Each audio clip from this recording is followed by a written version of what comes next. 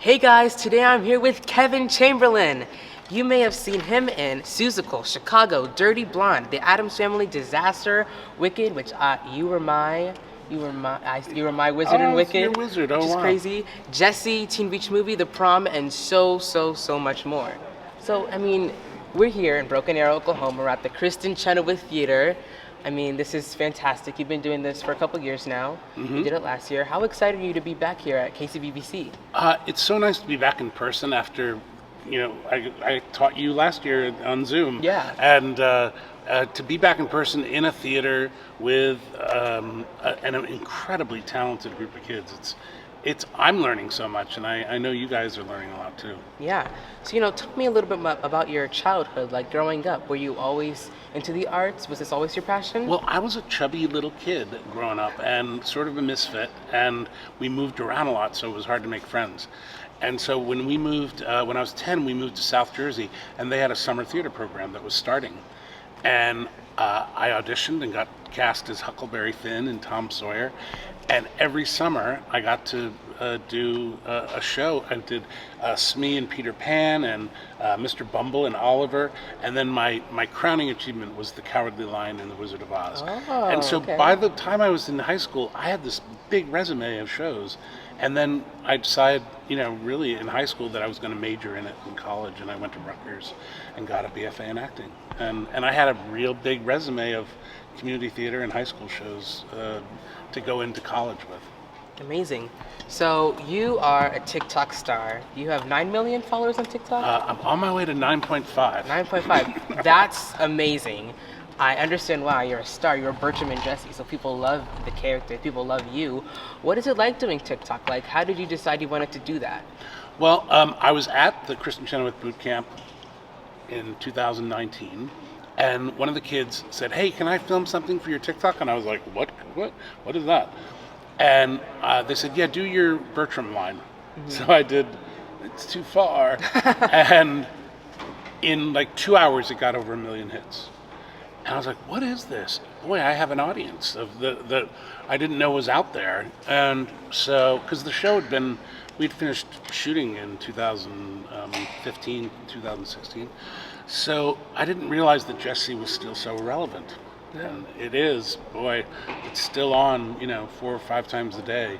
So I started doing TikToks, and I got involved with Ratatouille the musical. A friend of mine named Sam Kite, he is my producer, and he called me up and said, Ratatouille is trending on TikTok.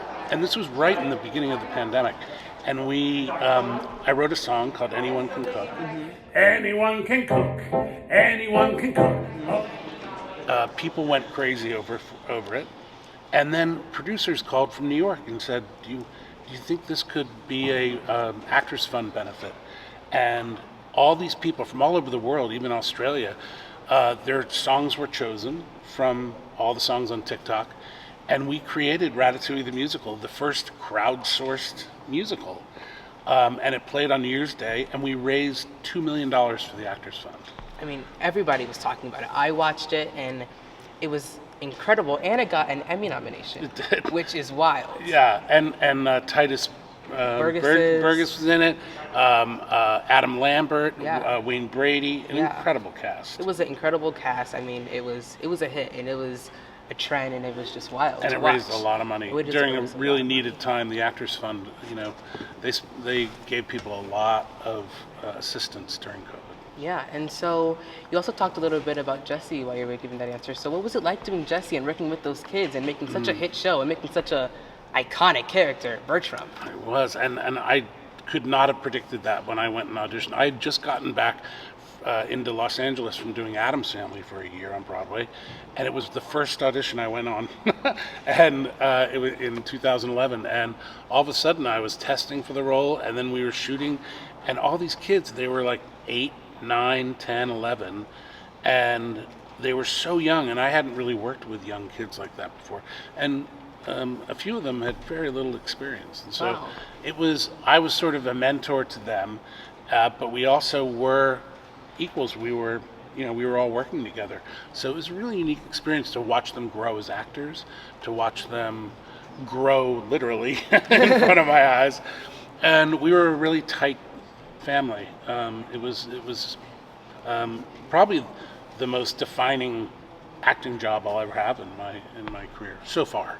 And do you still talk to those kids? Do you still talk to Debbie? I do.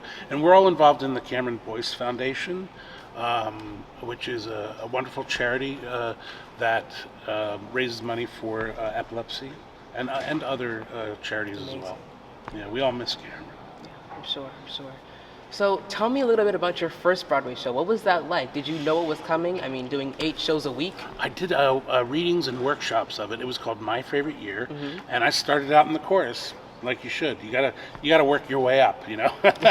And so I started out in the chorus, and I played like a policeman on the beat and a bunch of other roles in it, and it was so exciting. And Steve Flaherty and Lynn Ahrens wrote that, and they remembered me, and wrote Horton for me in Seussical.